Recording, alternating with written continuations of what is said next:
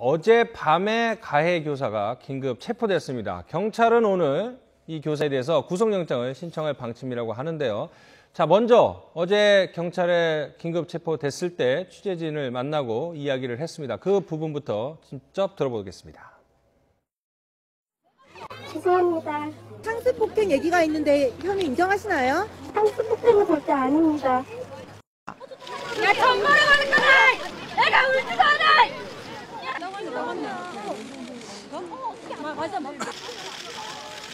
현장에는 많은 학부모들이 와서 상당히 격앙된 분위기 속에서 교사를 성토를 했습니다. 하지만 이 교사는 잘못을 인정했지만 상습폭행은 한 적이 없다 이렇게 했습니다.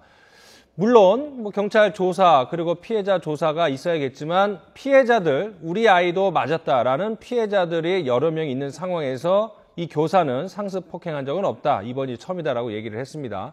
나중에 경찰 조사 그리고 법정에서 가려질 일이기 때문에 저희가 섣불리 판단할 수 없지만 이 어린이들이 거짓말을 하지 않는다라는 그런 생각을 한다면 일단은 무게는 상습폭행 가능성이 상당히 커 보입니다. 그럼에도 불구하고 조현아 전 대한항공 부사장 때도 폭력행위 없었다라고 했다가 이번에 여러 가지 많이 밝혀지지 않았습니까? 자, 상습폭행 없었다. 이 부분을 먼저 어떻게 받아들일지가 좀 궁금합니다. 네. 예. 저 보육교사가 상습폭행은 절대 아니다라고 말하는 거는 어디서 주워들은 게 있는 거예요. 그러니까 상습폭행, 상습성이 인정돼야만이 본인이 구속이 될 것이다. 구속을 피하기 위해서 상습폭행 절대 아니다 이거를 말로 하는 건데 이것은 우리 사법부, 검찰이나 사법부의 관행이 이런 걸 만든 거죠. 이렇게 악용하도록 만든 건데 애초에 아동학대 같은 경우는 상습만이 구속을 시키고 상습만이 무슨 실형을 선고받을 수 있고 이 사고 자체가 잘못된 거예요. 왜냐하면 지금 이 여성이 아이를 때리는 거는 성인의 시각에서 보면은 뺨 한 대 때린 것처럼 되는 거예요.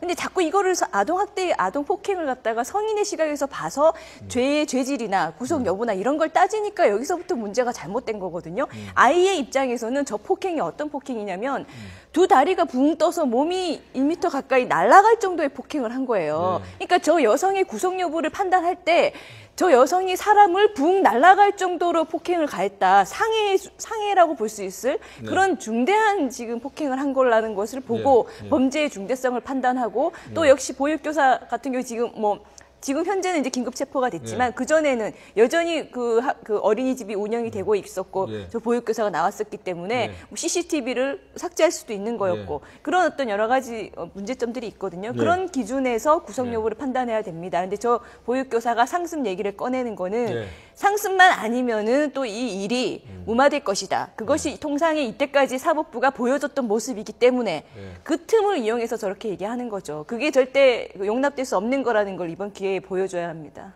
이 학부모들은 우리 아이도 혹시 저렇게 맞았을까 밤잠 못 자고 이렇게 가슴이 쿵쿵 뜨고 심장 뛰는 거를 자제할 수가 없는데 그런 부모들 앞에서 상습폭행은 아니다. 이 자신의 죄에 대해서 이제 변명을 하고 있습니다.